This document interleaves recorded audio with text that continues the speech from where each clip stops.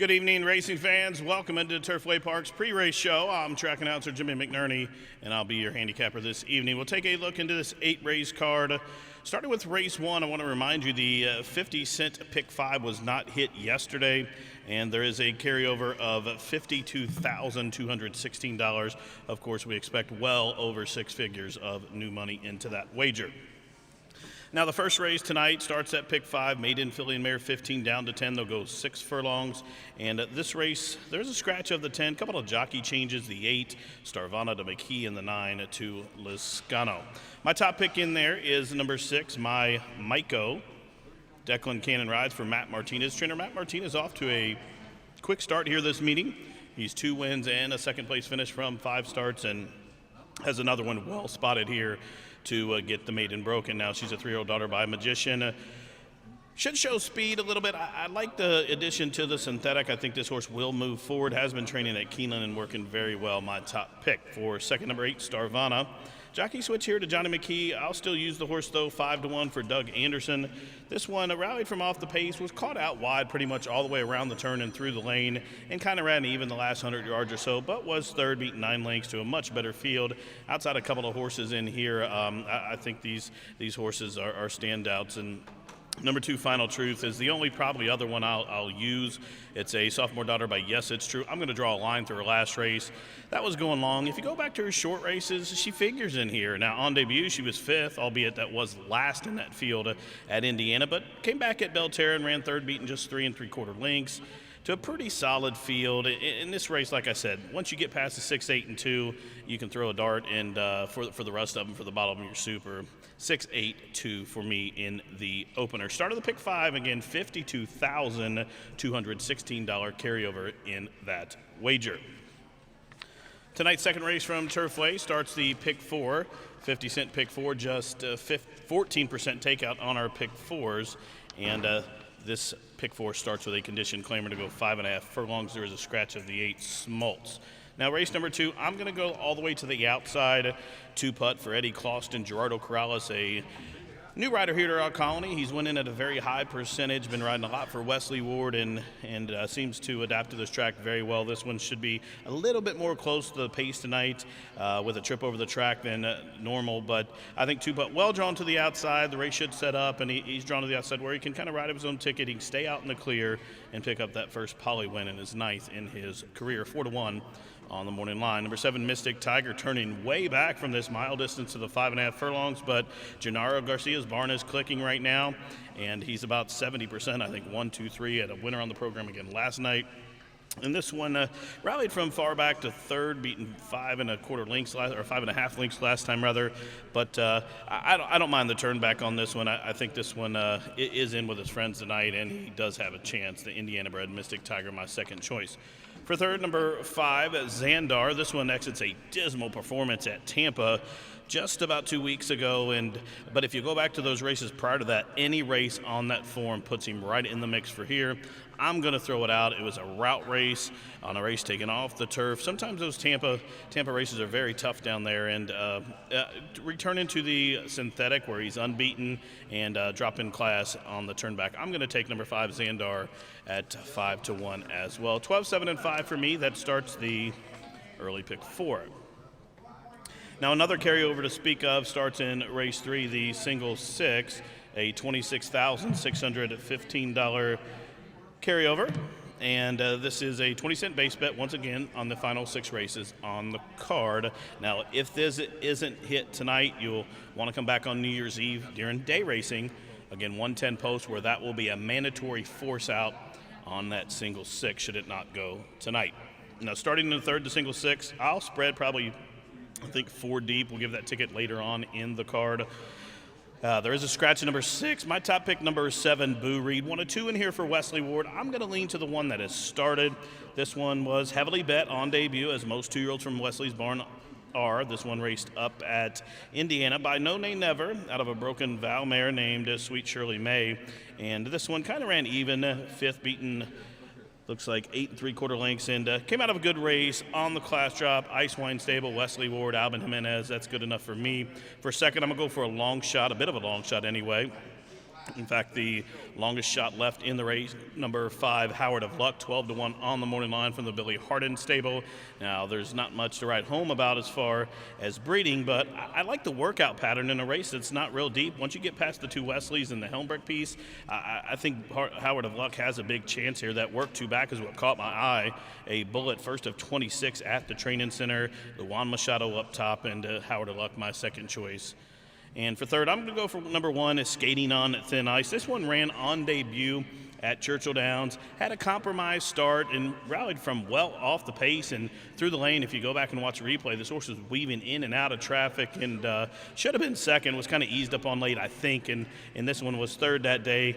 And I think a repeat performance of that puts him right in the mix, and I like having a trip over the track. The only thing, trip in his career making his second start, but I don't know about the 1 hole going 5.5. This horse already shows he doesn't break very well, and he definitely is going to be stuck down on the inside should he not do that, and he'll take a brunt of the action there. Number 1, Skating on Thin Ice, he'll have to go around all them horses. So I'm going to put him third. If he was drawn outside, he probably would have moved up a spot, but 7-5-1 for me in the start of the single 6. The only other horse I'll use in there will be Wesley's Firster for Brereton Jones. Race number 4 from Turfway, a filly and mare non-2 claimant event. Scratch numbers 2 and 5. The 2 and 5 are out of race number 4 with 35 minutes to post. And I'm going to go to number 9, and here's Silky Appeal. This one rallied from far off the pace. Now, doesn't get a very good jockey change here tonight. I don't know much about Ajari Williams other than the percentages I see in the program, so it's gonna be probably would have been a single for me should that not had taken place. Abel Toscano was named on this horse on the overnight, but rode up at Mahoney today and didn't make it back in time, so Ajari Williams picks up the mount 8-1. He is a capable jockey, but I'm going to add a couple other horses in here. But this Silky Appeal, she did rally from well off the pace, was way far back and rolling down the center of the track and just missed with veteran Alan Garcia. But Silky Appeal 8-1 on the morning line. I like that horse a lot. Number 8, Top Mission, is another making a class drop. Dan Sainer rides. Dan Sainer trains. Johnny McKee rides. This one is 5-1, making the class drop from a good barn. You always have to use Dan Sainer's horses here at Turfway, my second choice. And for third, I'm going to go for number 4, Beautiful Creature. This one exits a second place finish at Mahoney Valley, where it rallied from just off the pace and kind of maybe made a premature move, but has a trip over that heavy, deep surface up there. Comes in here to Turfway with that tightener under its belt and that first start going long. So I look for this horse to move forward off that last performance where she was the beaten favorite. She's 10-1 on the morning line, and she's my third choice, 9-8-4 for me. In the 5th race, maiden 2-year-olds, purse $46,000. A couple of scratches in there, take out numbers 4 and 14.